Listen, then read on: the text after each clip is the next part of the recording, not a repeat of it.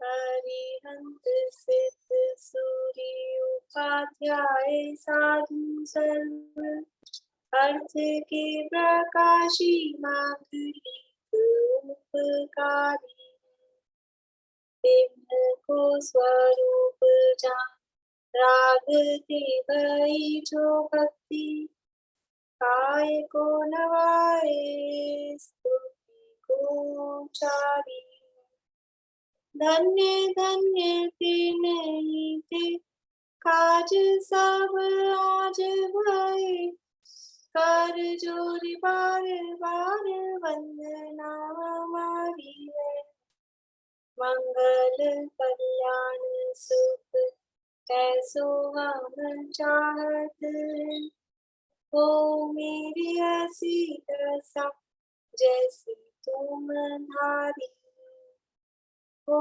मेरी ऐसी दशा जैसी तुम धारी मंगलमय मंगल करण प्रीत राग विख्या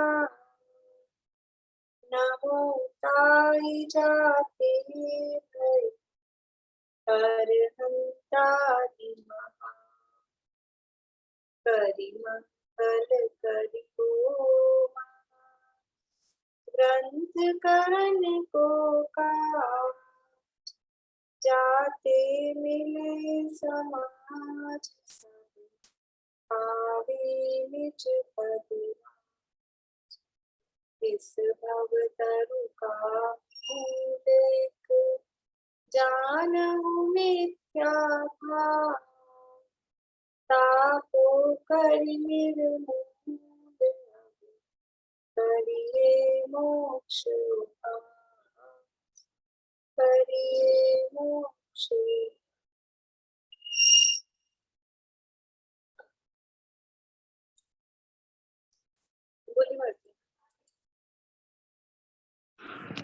वो आज है ना, मेरे को एक मैसेज आया था कि 3:45 से कुछ समवसर शरण की रचना का कुछ उसका वो मैंने ना लिंक खोला तो मेरे को उसमें कुछ नहीं मिला।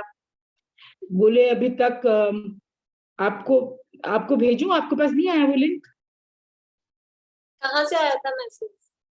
जब हमारा जो कैलकाटा का ये मुख्य मंडल है ना, उसमें उसमें उसमें आया था आज। तो मैंने 3:45 वो लिंक खोला तो उसमें कुछ नहीं आ रहा था। वो समवशरण की रचना बोलते हैं, अभी तक मतलब कहीं वर्णित नहीं है वो टोटल। मैं आपको भेजूंगी तो आप पता करिएगा, मेरे को तो नहीं कुछ भी मिला। शायद विक्रांत पाटनी का होगा वो उनको। हाँ भेज देना, आप मुझे भेज देना, मैं देख के फिर बताती हूँ। अच्छा, और एक वो जो मॉर्निंग में प्रॉड जो भी क्लासेस हो रही है वो मतलब क्या सीनियर सिटीजन के लिए वैसे कर रहे हैं क्या, जो 5:15 बजे से मॉर्निंग में क्लासेस हैं? वो तो प्रौढ़ कक्षा इसलिए कहते हैं कि सुबह सुबह इतनी जल्दी कोई यंग जनरेशन आती नहीं है, बुजुर्ग लोग ही आते हैं इसलिए उसको प्रौढ़ कक्षा। तो मैं सोच रही थी उसमें क्या ऐसा स्पेशल बता रहे हैं, क्या करवा रहे हैं? ऐसा कुछ नहीं, वही समाचार वगैरह क्या ले रहे हैं विषय वो वही ले रहे हैं, पर वो इतनी जल्दी सुबह सुबह बड़े लोग ही आते हैं, बुजुर्ग लोग ही। तो मैं आऊं कि नहीं आऊं, मेरे को समझ में नहीं आ रहा है कि मैं प्रौढ़। ऐसा कुछ एज वाला मैटर नहीं, प्रौढ़ का मतलब है जो पढ़ाई में सीनियर है, जो पढ़ाई में सीनियर है वो मतलब। क्वेश्चन आंसर करने हैं, आज आवाज ठीक आ रही है? चलिए अगला क्वेश्चन पारुल आपने किए। चलिए पहले अनिता आंटी आप बताइए क्वेश्चन देखना पड़ेगा।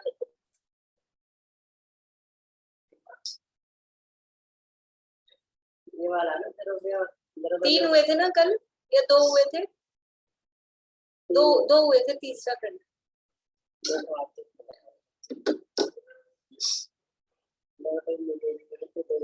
अच्छा आपने नहीं किया।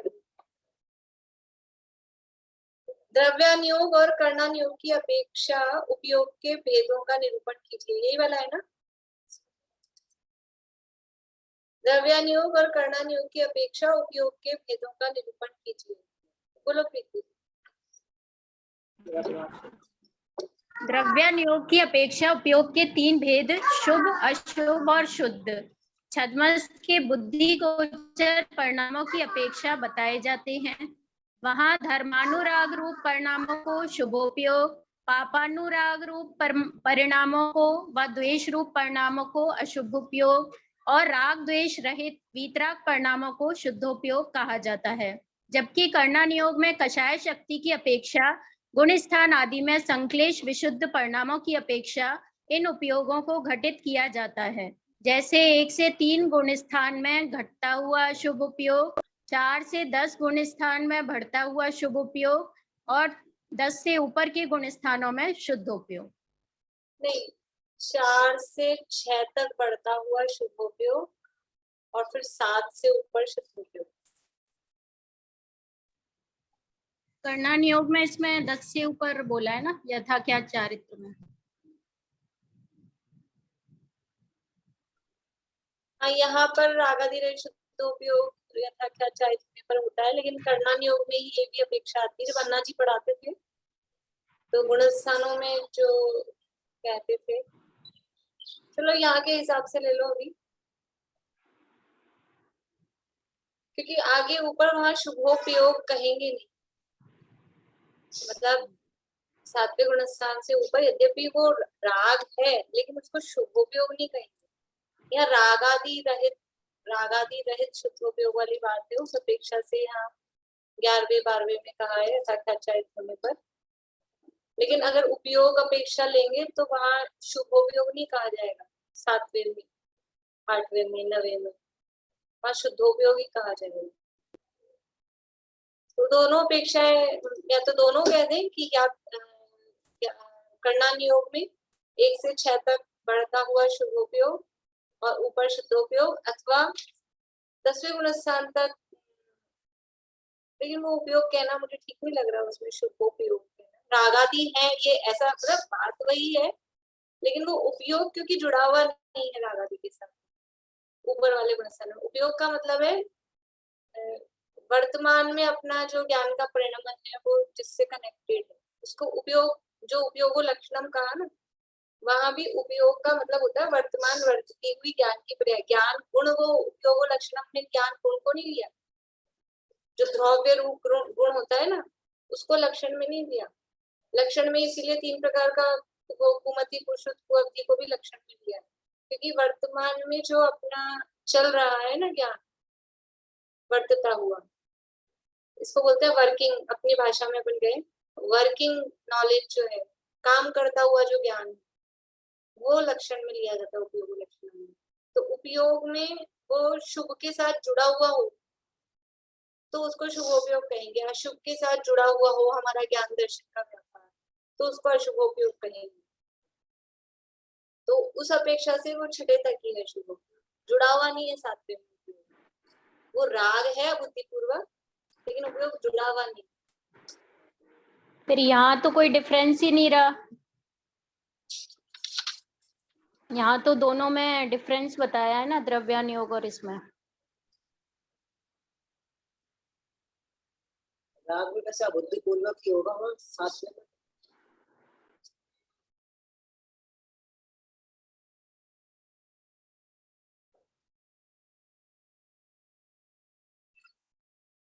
ठीक है, यहाँ के हिसाब से तो वही ले लेना है कि रागादि रहित कर्णनियोग में रागादि रहित उपयोग को कर्णनियोग की अपेक्षा से इसमें तो एक पॉइंट दिया ना, पुस्तक के हिसाब से तो एक पॉइंट ही निकल रहा है बस। वो 3 प्रकार का उसमें बता रही है, और इधर कषाय शक्ति की अपेक्षा को स्थान आदि का वो अपना प्रश्न पुस्तक के आधार पे है, तो वो उतना समझना। लेकिन वैसे जब उपयोग कहेंगे तो कभी भी 10वें गुण स्थान में या 8वें 9वें गुण स्थान में शुभोपयोग उपयोग नहीं कहा जाएगा। मतलब ये बात अभी अपन, क्योंकि यहाँ तो कंपैरिजन कर रहे हैं, उस आधार पे यहाँ पे कह दिया है।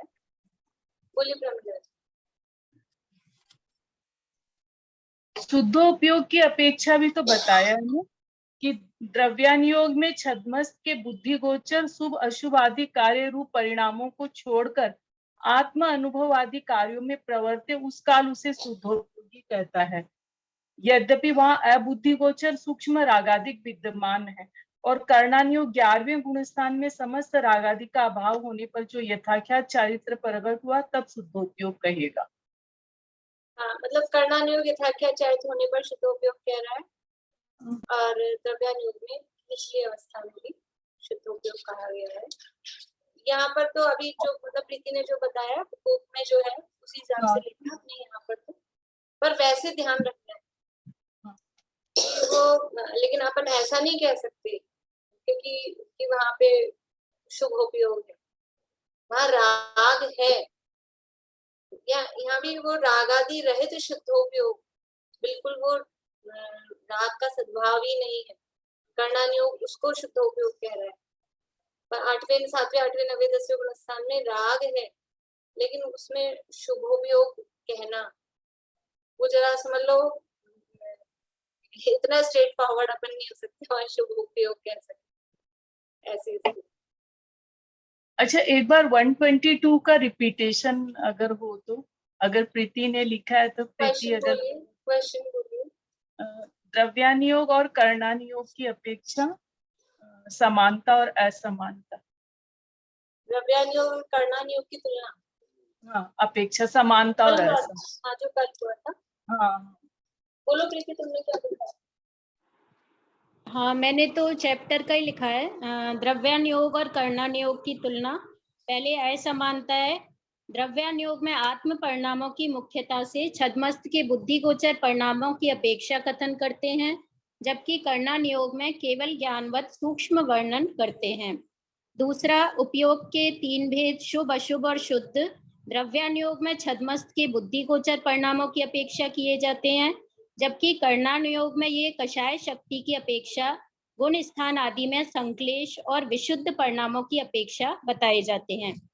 तीसरा, द्रव्यानुयोग में इसलिए शुद्धोपयोग 7वें गुण स्थान से ऊपर बताया जाता है और कर्णानुयोग में यथाख्यात चारित्र की अपेक्षा 11वें से शुद्धोपयोग माना जाता है। चौथा, द्रव्यानुयोग में ये ना द्रव्यानुयोग में शुद्धोपयोग 7वें से कहा जाता है। इसमें भी ऐसा है कि द्रव्यानुयोग तो चौथे वाले को भी शुद्धोपयोग स्वीकार करता है। अच्छा, कदाचित भी है ना उसको भी, तो वो कदाचित चौथे वाले को भी कदाचित शब्द देके कदाचित मतलब किसी अपेक्षा से चौथे में भी शुद्धोपयोग स्वीकार करता है। और जब द्रव्यानुयोग चौथे में स्वीकार करता है तब कर्णानुयोग 7वें में करेगा। जब द्रव्यानुयोग 7वें में कह रहा है तब कर्णानुयोग में 11वें 12वें में करेगा, ऐसा समझिए। चौथा, द्रव्यानुयोग में सम्यक तो स्वपर श्रद्धान की अपेक्षा कहे हैं, जबकि कर्णानुयोग में सूक्ष्म भावों की मुख्यता से सम्यक तो आदि का निरूपण है। इस प्रकार द्रव्यानुयोग में तो निश्चय न की मुख्यता से और कर्णानुयोग में व्यवहार न की मुख्यता से वर्णन किया जाता है और समानता की अपेक्षा दोनों में यथाख्यात चारित्र होने पर शुद्धोपयोग माना जाता है। ठीक है, देखो यहाँ पे लाइन है ये 286 पेज पे, ये जो पैराग्राफ है मतलब ये जो प्रकरण खत्म हो रहा है ना उसमें नीचे से दूसरा पैराग्राफ। इसलिए द्रव्यानुयोग के कथन की विधि कर्णानुयोग से मिलाना चाहे तो कहीं तो मिलती है कहीं नहीं मिलती। जिस प्रकार यथाख्यात चारित होने पर तो दोनों अपेक्षा शुद्धोपयोग है, परंतु निचली दशा में शुद्धो द्रव्यानुयोग अपेक्षा से तो कदाचित शुद्धोपयोग होता है, परंतु कर्णानुयोग की अपेक्षा सदाकाल कषाय अंश के सद्भाव से शुद्धोपयोग नहीं है। मतलब सदाकाल शुद्धोपयोग नहीं, वो कषाय का सद्भाव है ना वहां पे, इसलिए तो इस अपेक्षा से वो जो ऊपर कहा है यथाख्यात होने पर द्रव्यानुयोग की अपेक्षा तो निचली दशा, वो निचली दशा चौथा गुण स्थान भी हो सकती है, 5वां 7वां वो भी हो सकती है। वो मतलब दोनों तरह से उसको समझना। बोलिए बोलिए। एक जैसे कि मैंने कल बोला था कि चरणानुयोग की अपेक्षा 7वें गुण स्थान से, क्योंकि सब जगह यही चर्चा चलती ना, हम लोग बोलते चौथे गुण स्थान से और वो लोग सामने वाले लोग बोलते हैं कि 7वें गुण स्थान से चारित्र है। तो मैंने कहा चारित्र है कि शुद्धोपयोग, बात किसकी? चारित्र की? चारित्र में तो शुद्धोपयोग ही आएगा ना कि चारित्र तो 7वें से ही कहा जाता है, वो चारित्र को ही शुद्धोपयोग ले रहे हैं। जो चारित्र सातवें से है वो तो बात ठीक है, सामयिक शतोपस्थापना से चारित्र शुरू हो रहा है, उससे पहले चारित्र है नहीं। चारित्र के जो 5 भेद हैं वो नीचे है नहीं, संयमा संयम है अथवा अविरत है। छठा में नहीं होगा क्या चारित्र, सातवें से ही होगा? तो छठा सातवां तो एक साथ ही है, छठा सातवां एक साथ ही है। तो शुद्धोपयोग को ही चारित्र मानेंगे।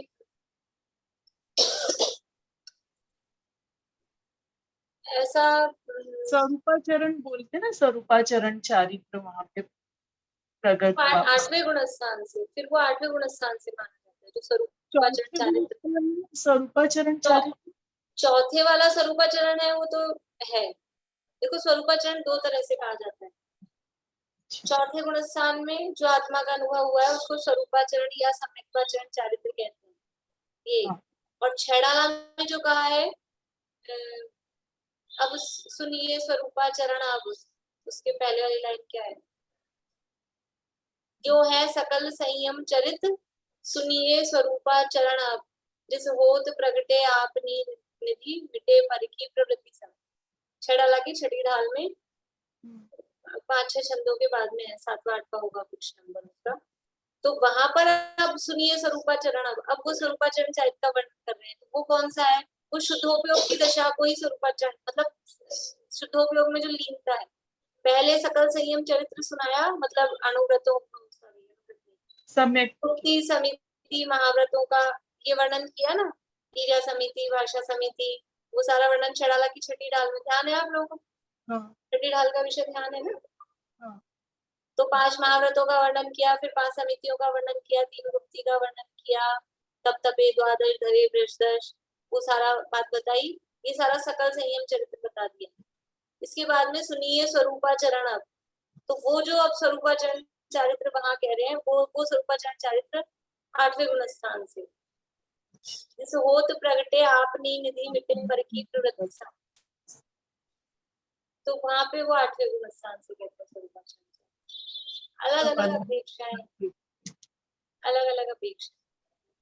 अभी अपन यहाँ के हिसाब से चलें तो ये पढ़ा है पर आज वापस से सुने हैं तो अब ख्याल में आया है कि ये 2 तरह से स्वरूपा, एक सम्यक्त्व की अपेक्षा से, एक चारित्र की अपेक्षा से। 2 अपेक्षा से हो गई। एक तो है यानी जो चौथे गुण स्थान में स्वरूपाचरण कहा, तो वो स्वरूप का विश्वास हुआ, उसी को स्वरूपाचरण चारित्र कह दिया। और यहाँ है 8वें में जो हो रहा है वो अब स्वरूप में ही लीन हो गया पूर्ण, उसको इसीलिए चौथे वाले को स्वरूपाचरण अथवा सम्यक्त्वाचरण, उसको डिफर करने के लिए उस वाले स्वरूपाचरण से इसको अलग बताने के लिए इसको सम्यक्त्वाचरण शब्द भी दे देता है, ताकि वो अलग हो जाए। नहीं तो दोनों नाम सेम हो जाए।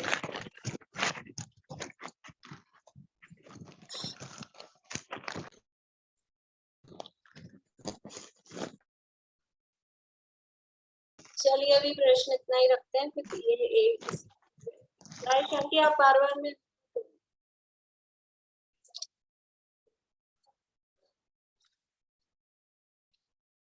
और करना है क्या प्रश्न एक और?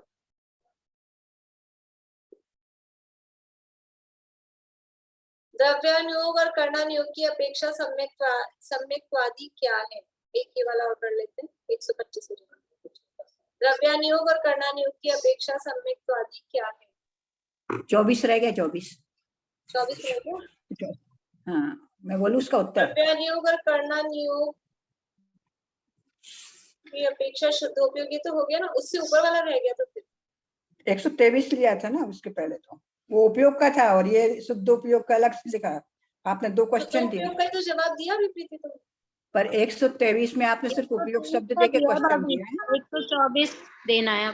हाँ, वही बोले ना। बोलो फिर मैं। द्रव्यानुयोग और कर्णानुयोग की अपेक्षा शुद्धोपयोग को स्पष्ट कीजिए। 124। हाँ, बोलूं मैं? बोलिए। द्रव्यानुयोग में बुद्धि गोचर भक्ति आदि व हिंसादि कार्य रूप परिणामों को छोड़कर आत्मानुभवनादि कार्यों में प्रवर्ते उस काल उसे शुद्धोपयोगी कहते हैं। तथा कर्णानुयोग में तो रागादि रहित शुद्धोपयोग यथाख्यात चारित्र होने पर होता है, वह मोह के नाश होने से समय होता है। ये दोनों का बताया है। ठीक है। और कुछ इतना ही है इसमें तो, पुस्तक में तो। ठीक है ना। किसी को कुछ और बोलना है इसमें? चलिए अगला वाला बता दीजिए, अगला भी कर लेते हैं। सम्यक तो बताना है, द्रव्यानुयोग और कर्णानुयोग की अपेक्षा। बोलिए सुमन जी।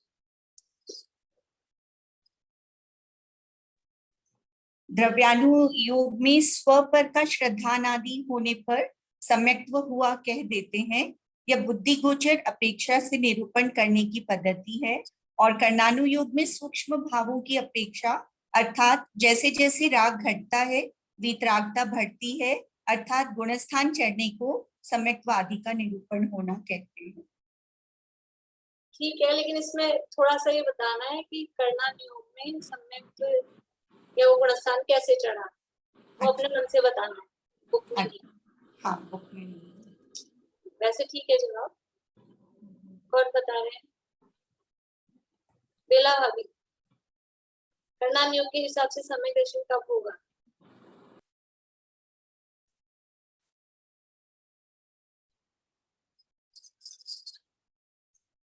बेला भाभी,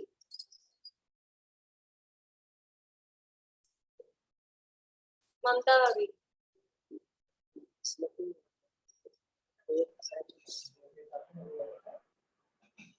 पढ़ाई नहीं है ना, इसमें कुछ देख ही नहीं पाती हूँ, बस क्लास पढ़ लेती हूँ। क्या कह रहे हैं? जोर से बोलिए। अरे इसमें मतलब पढ़ा नहीं पढ़ा, पढ़ा हुआ है इसीलिए पूछ रही हूँ आपसे। नहीं है वैसे पूरा। चलिए अनिता आंटी बोलते। द्रव्यानुयोग में तो सपर की श्रद्धांजलि के सम्यक्त कहा है, और कर्णानुयोग में एक अविख्यात और एक कसाय चौकड़ी के अभाव पूर्वक सम्यक्त। हाँ बस, कर्णानुयोग में सम्यक किसको कहा है कि मिथ्यात्व के साथ में अनंतानुबंधी कषाय का अभाव, उपशम क्षय शिवक्षम जो भी हो उसको सम्यक कहा ही। तो सूक्ष्म भावों की ये लिखा है ना, सूक्ष्म भावों की अपेक्षा, तो सूक्ष्म भाव क्या है कि वो मिथ्यात्व के भाव का अभाव हुआ, अनंतानुबंधी के भाव का अभाव हुआ, उसकी अपेक्षा सम्यक का है। द्रव्यानुयोग में सपर भेद विज्ञान की अपेक्षा से आता था कि नहीं आता था आपको? बिल्ला अभी रोता अभी। चलिए बोलिए भारती आंटी। गुणस्थान तो दोनों में चौथा ही का है ना, का सम्यक दर्शन का, वो सम्यक गुणस्थान। हाँ गुणस्थान तो चलता दोनों। हाँ, द्रव्यानुयोग का बस एक में उन्होंने, एक में वो गुणस्थ इसका भाव की अपेक्षा, और एक में तो मतलब द्रव्यानुयोग की बात है तो वो स्वपर भेद विज्ञान की अपेक्षा से कहा है। कर्णानुयोग कर्म को देखेगा तो वो कर्मों के हिसाब से कहेगा ये सम्यक है। द्रव्यानुयोग अपने भावों को पकड़ता है तो वो भावों की अपेक्षा स्वपर भेद विज्ञान की अपेक्षा। बोलिए प्रमिला जी। 1 से 7 गुण स्थान तक कह सकते हैं सम्यक्त को, पहले से 7वें में भी तो जा सकता है। तो सम्यक को क्या कहेंगे? वो तो छाई मतलब होता है ना, या आप खाली औपसमिक सम्यक्त की अपेक्षा बोल रहे हो? कोई कोई पहले गुण स्थान से 7वें में भी जाता है ना। तो कहाँ मना किया मैंने गुणस्थान कहाँ बोले इसमें? खाली चौथा अच्छा, गुण एक कषाय चौकड़ी का अभाव, ठीक है, तो वो तो पहले से चौथे में जाएगा ना, तो फिर उसको पहले से 7वें में जाएगा तो उसको सम्यक नाम, मतलब फिर वो गुणी दशा बोल देंगे, उसको उभावलिंग हो जाएगा ना। कोई द्रव्य लिंगी है वो पहले से 7वें में भी जा सकता, मिथ्या दृष्टि है। हाँ जा सकता है। आपका प्रश्न ये है कि हमने कहा अनंत मिथ्यात्व और अनंतानुबंधी के अभाव को सम्यक कह रहा है कर्णानुयोग, तो आपका प्रश्न ये है कि मिथ्यात्व और अनंतानुबंधी अकेले क्यों कह रहे हो? एक साथ 3 कषाय का भी अभाव हो सकता है ना, पहले से 7वें में भी जा सकता है। नहीं, गुणस्थान की अपेक्षा, जैसे खाली चौथा गुणस्थान बोला ना, मैं उस अपेक्षा से बोल रही हूँ। पहले से 7वें में जा सकता है, लेकिन जब जनरल बात करते हैं सम्यक की तो पहले से चौथे की ही को माइंड में रख के सामान्य रूप से वो बात करते हैं। वो एक एक्सेप्शन केस थी, पहले से 7वें में जाने वाले की बात वो अलग। सामान्य जो बात है वो पहले से चौथे में जाते हैं, चौथे वाले तक को सम्यक दृष्टि कहते हैं, तो उसकी अपेक्षा से बात। चलिए अब अपना प्रकरण पढ़ते हैं अपन, बाकी प्रश्न चल लेंगे फिर। बोलिए अशांति, अनम्यूट करिए, अनम्यूट। जो पहले से 7वें में चला गया उसका सम्यक दर्शन कौन सा कहलाएगा? औपशमिक शायद कौन सा कहलाएगा? औपशमिक तभी जो उसने किया होगा औपशमिक वाला भी जा सकता है सीधा पहले से 7वें में, शैवशम वाला भी जा सकता है। नहीं, जो मिथ्या दृष्टि पहले गुण स्थान वाला 7वें में गया तो उसका हाँ। सम्यक दर्शन कौन सा होगा? अगर अनादि मिथ्या दृष्टि है तो औपशमिक ही होगा, और औपशमिक सादी ही। मिथ्या दृष्टि है तो वो शैवशमिक भी कर सकता है।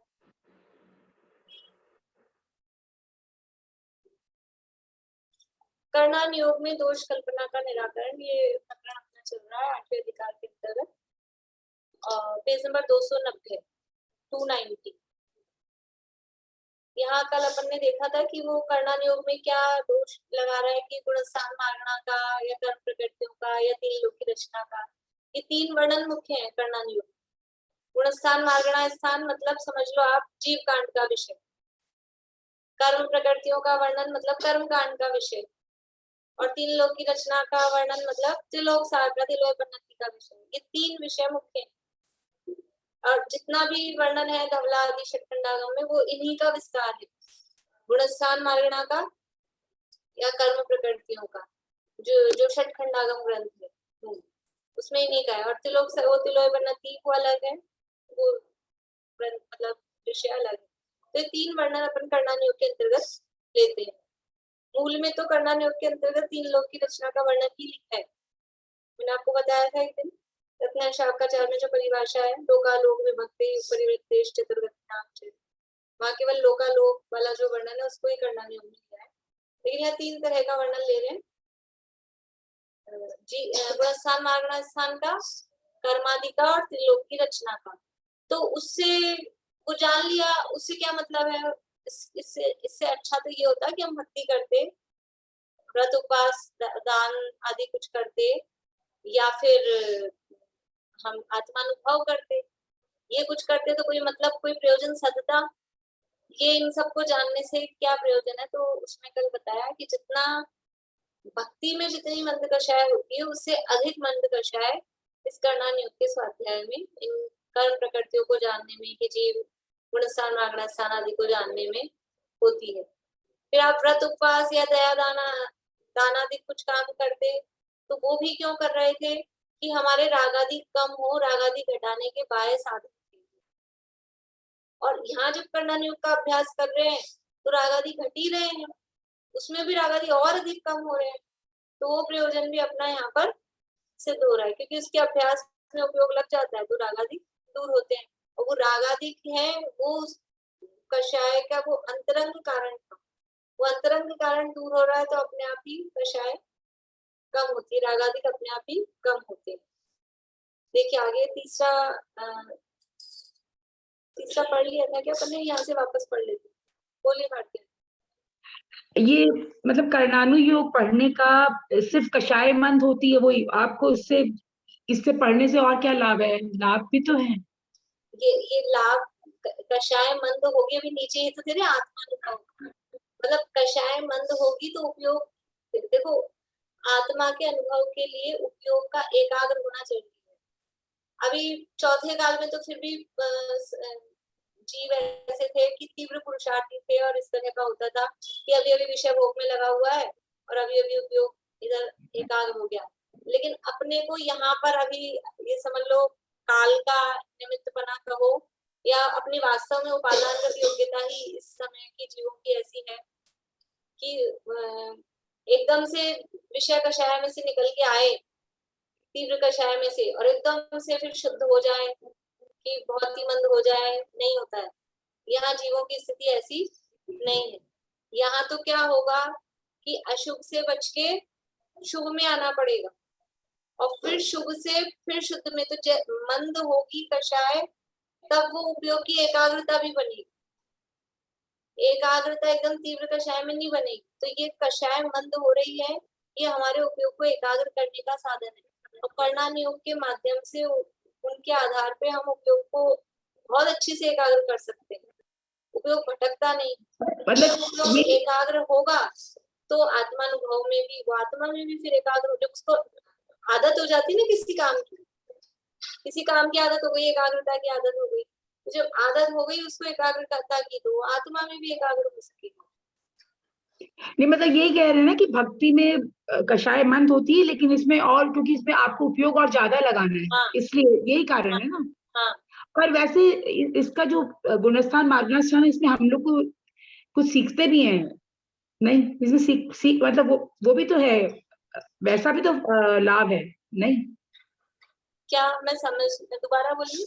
जैसे अपन करुणानुयोग पढ़ते हैं, जब गुणस्थान मार्गनास्थान ये सबका अपन लोग जब अपन स्वाध्याय करते हैं और एक भक्ति करते हैं, तो उसमें एक तो ये कषाय वाला पॉइंट है कि ठीक है उसमें कषाय मंद होती है, इसमें बहुत उपयोग ज्यादा लगता है इसलिए ज्यादा कषाय मंद होती है। पर इसमें हम लोग कुछ मतलब जीव के बारे में हमको कुछ वो भी तो ज्ञान भी तो पड़ता है।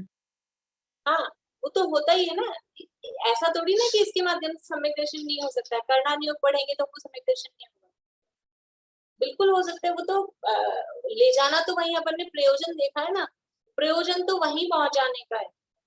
गुणस्थान मार्गना सिखाना प्रयोजन नहीं है, इनसे भिन्न जीव को दिखाना, कर्मों को सिखाना, कर्म की प्रकृतियों को सिखाना, उसके भेद प्रभेद को सिखाना, वो प्रयोजन नहीं करना।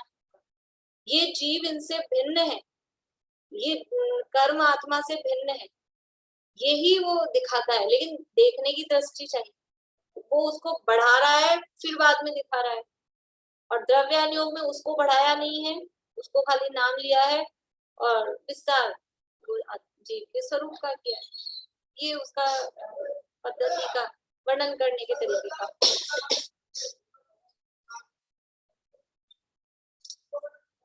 देखिए यहाँ से इसमें ये लास्ट वाला पढ़ के आगे बढ़ते हैं। तथा आत्मानुभव सर्वोत्तम कार्य है, परंतु सामान्य अनुभव में उपयोग टिकता नहीं है, और नहीं टिकता तब अन्य विकल्प होते हैं। वहां कर्णानुयोग का अभ्यास हो तो उस विचार में उपयोग को लगाता है। सामान्य रूप से ऐसे उपयोग टिकता नहीं। कर्णानुयोग नहीं पढ़े हो आप और फिर सीधा यूं कहो कि आप बैठो, तो इतना उपयोग लगा, हमको मैटर ही नहीं है, हम उपयोग एकाग्र किस में करें। और कर्णानुयोग के आधार से अपने को मैटर होता है, तो उपयोग टिक सकता है, टिकता है। कुछ विचार करने को, 3 लोग की रचना का विचार करने लगते हैं, तो कम से कम इतना तो है कि उपयोग अभी भटकेगा नहीं तो बैठते ही उपयोग भटकता है। और फिर जब वो अभ्यास हो जाता है तो एकाग्रता भी, आत्मा का अनुभव भी उसमें होता है। यह विचार वर्तमान भी रागादि घटाता है और आगामी रागादि घटाने का कारण है, इसलिए यहाँ उपयोग लगाना। ये जो गुणस्थान मार्गनास्थान त्रिलोक आदि का जो हमने वर्णन विचार किया, इससे क्या हो रहा है, वर्तमान में भी रागादि घट रहे हैं, और वर्तमान में घट रहे हैं तो उसका इफेक्ट कहाँ आएगा, वर्तमान का इफेक्ट भविष्य में भी आएगा। क्योंकि अभी आपके घट रहे हैं तो मतलब इसका मतलब क्या है, जो बंध रहे हैं वो कैसे बनेंगे, वो भी घटे हुए ही बनेंगे ना, वो भी हल्के ही बनेंगे। अब जो हल्के बने तो उदय में आएंगे तो भी हल्के आएंगे, तो भविष्य में भी वो रागादि घटने का कारण। यह विचार वर्तमान की रागादि घटाता है और आगामी रागादि घटाने का कारण है, इसलिए यहाँ उपयोग लगाना। क्या कह रहे हैं, यहाँ उपयोग लगाना। खुद लगाते थे, उन्होंने टीकाएं लिखी हैं पूरी, कुंवरसार, जीवकांड, कर्मकांड, लोकसार। वो तो उनको षटखंडागम मिल नहीं पाया, और फिर समय भी समझ लो उनके पास रहा ही नहीं तो वो उसकी भी टीका लिख देते, उनको मिले ही नहीं धवलादि ग्रंथ। तो जीव कर्मादि के नाना प्रकार से भेद जाने, उनमें रागादि करने का प्रयोजन नहीं है, इसलिए रागादि बढ़ते नहीं है। हमने कर्मों का भेद प्रभेद जाने, 8वां अध्याय पढ़ा तत्वार सूत्र का, तो इतनी कर्म प्रकृतियां 148 प्रकृतियां, नाम कर्म की 93 उनका जो स्वरूप है, तो वो हमने जाना। तो क्या हमारी कषाएं बढ़ी, 6 संस्थान है, 6 सहनन है, ये सुस्वर है, दुस्वर है, रस, स्थावर, बादल, सूक्ष्म, ये सब कर्म प्रकृतियों के बारे में जाना, होने कर्म की। तो किसी को गुस्सा आया बहुत, मन कषाय बढ़ गई, मायाचारी लोग, कुछ हुआ, ये रागादि घटते। उपयोग अगर इसमें लग रहा है स्वाध्याय में, ये पढ़ने में, तो अपने आप ही वो तो कर्म तो वैसे ही डरते हैं, इधर इधर उपयोग लगा हुआ है तो अपने आप ही घट जाते हैं। स्वाध्याय में उपयोग लगाते ही ये तत्व विचारपन पढ़ के है ना, लब्धियों का प्रकरण, तत्व विचार में उपयोग लगाते ही वो कर्मों की स्थिति अनुभाग सब घटने लग जाते हैं, ढीले पड़ जाते हैं, तो राग आदि घटते हैं। जीव कर्मादि के नाना प्रकार से भेद जाने, उनमें राग आदि करने का प्रयोजन नहीं है, इसलिए राग आदि बढ़ते नहीं। कोई कोई इसमें राग करेगा कि नहीं ये कर्म अच्छा है, ये कर्म बुरा है, इसमें कोई राग आदि बढ़ते नहीं है। कौन सी प्रकृति, कितनी स्थिति अच्छी है, कितनी स्थिति बुरी है, ये कौन सा जीव अच्छा है, ऐसा कुछ राग आदि बढ़ने का उसमें कोई कारण नहीं है, इसलिए राग आदि बढ़ते नहीं है। वीतराग होने का प्रयोजन जहां तहां प्रकट होता है। देखो क्या लाभ है, राग आदि तो बढ़ नहीं रहे, कर्णान योग का स्वाध्याय किया, उसको अध्ययन किया, तो राग आदि तो बढ़े नहीं, और फिर राग आदि नहीं बढ़े, लेकिन कुछ ऐसा होता है ना, कभी बीमारी हुई अपने को कोई और दवाई लाया, कुछ काम खांसी हुई, आप दवाई लाए, तो दो काम हो सकते हैं दवाई। एक तो कि दवाई अपन ले रहे हैं तो बढ़ी नहीं बीमारी, एक तो ये, और दूसरा ये होता है कि अपन दवाई ले रहे हैं तो ठीक हो जाए, लाभ हो जाए, तो बीमारी बढ़ी नहीं। ये भी एक प्लस पॉइंट देखा जाता है ना, कि भाई मान लो कोई मेजर बीमारी ऐसी हो गई हो, तो सबसे पहले देखते हैं कि आगे बढ़ तो नहीं रहा है, कांस्टेंट तो हो गई है, तो बढ़ नहीं रहे हैं, और फिर यहाँ तहां जहां तहां वीतराग होने का प्रयोजन भी, वो जो बीमारी ठीक होने का काम है वीतराग का, वो भी वहां पग पग पर कहें, मतलब उस कर्णन योग के माध्यम से वीतरागता का पोषण भी वहां पर होता है। ऐसा नहीं है कि खाली बस नॉलेज ही दिए जा रही है, वीतरागता उसके साथ में होती है, तो वीतरागता भी प्रकट हो सकती है। तो राग आदि बढ़ते नहीं है, और वीतराग होने का प्रयोजन जहां तहां प्रकट होता है, इसलिए राग आदि मिटाने का कारण है। बीमारी बढ़ नहीं रही है और फिर बीमारी मिट भी रही है, राग आदि बढ़ भी नहीं रहे और राग आदि मिटाने का कारण भी हो रहा है, इसलिए ऐसा नहीं है, व्यर्थ नहीं है, और जो आप दोष लगा रहे हो वो दोष उचित नहीं है। जरा स्वर के वर्णन से ही राग आदि बहुत बैठते हैं। देख क्या ये अगला प्रश्न यही कर रहे हैं। यहाँ कोई कहे, कोई कथन तो ऐसा ही है, ठीक है, कोई कथन तो आप कह रहे हो राग आदि घटते भी हैं, बढ़ते नहीं है, और फिर घटते भी हैं, तो कोई कथन तो ऐसा ही है, परंतु द्वीप समुद्रादि के योजनादि का निरूपण किया, उनमें क्या सिद्धि है? 1 लाख योजन का जम्बूद्वीप, फिर 2 लाख का लवण समुद्र, फिर 4 लाख का खंड, फिर 8 लाख का कालोदीप, फिर 16 लाख का पुष्कर। ये इससे क्या मतलब है? इतने बड़ा बड़ा संख्यात असंख्यात अनंत और ये सब सिखाया, इसका क्या प्रयोजन? उससे क्या होगा? ये जो इतना द्वीप समुद्रों का योजन का, इतने राज्यों में ये वाला स्वर्ग, और इतने बात वाले हैं, इतने मोटे मोटे हैं, यहाँ पर नीचे इतने जो मोटे हैं, फिर ऊपर जाके कम हो रहे हैं, बात वाले की मोटाई भी अलग अलग टाइप से होती है। इन सबसे क्या मतलब है? इन सबसे क्या प्रयोजन है? उनसे क्या सिद्धि है? देखो उत्तर, उनको जानने पर उनमें कुछ इष्ट अनिष्ट बुद्धि नहीं होती। हमने उनको जाना, तो अभी मैंने इतना सुनाया आपको 1-2 सेकंड 10 सेकंड, कितने बात वाले हैं, इतने लंबे चौड़े हैं, कि कट रहे हैं, लोग का आकार ऐसा है, तो आपको कुछ राग द्वेष हुआ? किसी को कोई राग द्वेष हुआ? बस ठीक है, न्यूट्रल भाव है, सुन रहे हैं, और राग द्वेष नहीं हुआ, ये एक प्लस पॉइंट, वरना तो हमारी स्थिति ऐसी है कि बिना राग द्वेष के कोई समय गुजर जाए। ये ही कहाँ है? तो ये एक अच्छी बात है कि राग द्वेष नहीं हो रहे, और फिर कंटिन्यू उसको सुन रहे हैं, तो वो जब नहीं हो रहे ये स्थिति चल रही है, तो वो कम भी होते हैं, घटते भी हैं, और फिर घटते घटते जहाँ वीतरागता की बात, वहाँ अकृत्रिमता बताते हैं, तो ऐसा ही अकृत्रिम मेरा आत्मा है, जैसा सुमेरु पर्वत जैसे अकृत्रिम वस्तुएं शुद्ध है, वैसे मैं भी अनादि अनंत अकृत्रिम शुद्ध हूँ, ऐसा विचार करके उपयोग आत्मा में एकाग्र हो जाए, आत्मानुभव की प्राप्ति भी हो जाए, राग आदि का अभाव भी हो जाए, वो भी हो सकता है। इसलिए ये जो दोष की कल्पना की जा रही है, वो कल्पना उचित नहीं है। अभी जो अगला प्रश्न है ना, उसका उत्तर बड़ा भी है थोड़ा, और फिर लेट हो जाते हैं, इतना ही लेते हैं अभी। आज अपना प्रश्न उत्तर में थोड़ा समय ज्यादा लग गया। बोलो पारुल।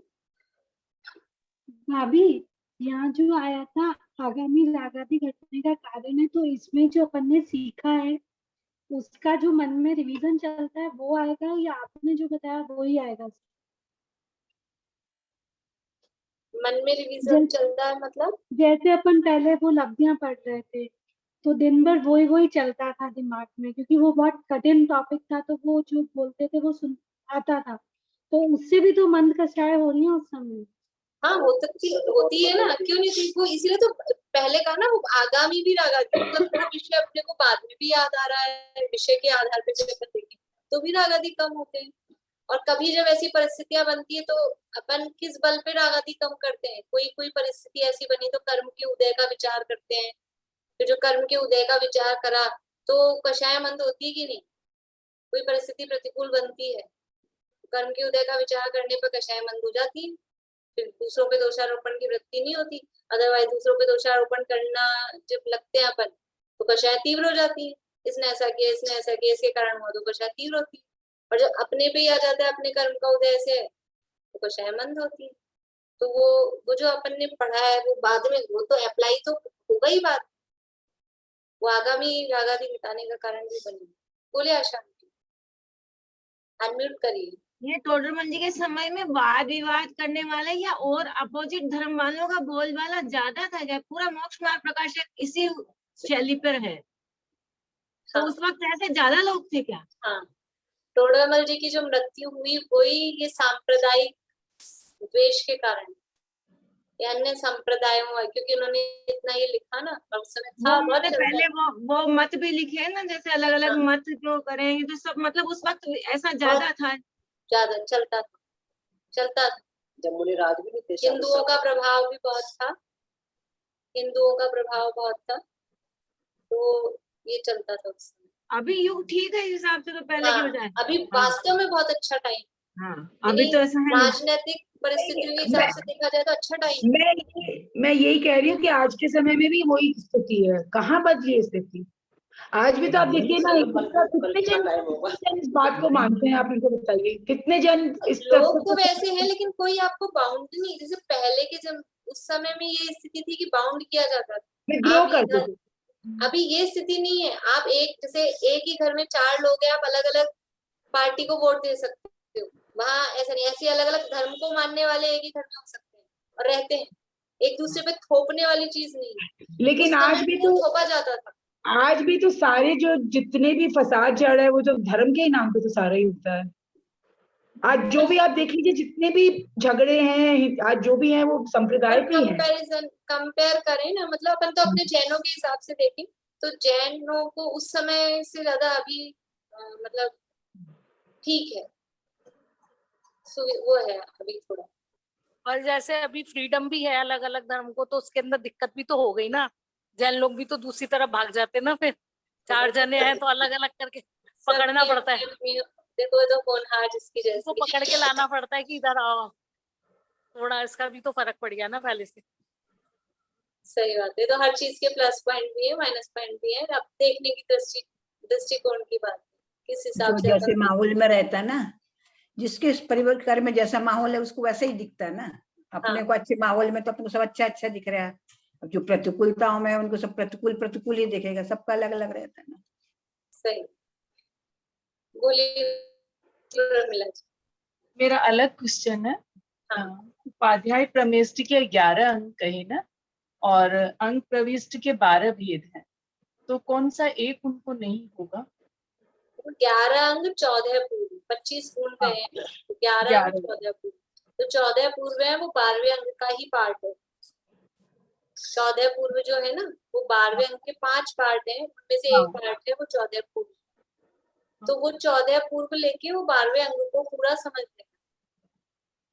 14 पूर्व का है वो 25 गिनाने, तो 11 और 14 इसमें से निकाले, तो वो 14 पूर्व कहे उस 14, क्योंकि 14 पूर्व बहुत विशाल है, उसके पदों की संख्या बहुत ज्यादा है, उसके 5 भेद, बाकी के जो 4 भेद हैं उनके पदों की संख्या कंपैरेटिवली बहुत कम है, इसलिए वो 14 पूर्व में उन सबको शामिल मान लेते हैं, तो ऐसे करके 12वां अंग भी आ जाता है पकड़।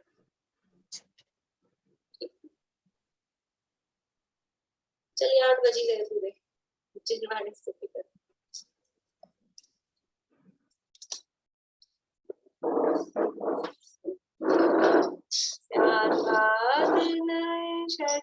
भव्य गुण पर्याय और प्रमाण, जड़ कर्म चेतन बंध का अरु कर्म के अवसान, कहकर स्वरूप यथार्थ जग का जो किया उपकार है, उसके लिए जिनवाणी मां वंदना शत बार है, वंदना शत बार।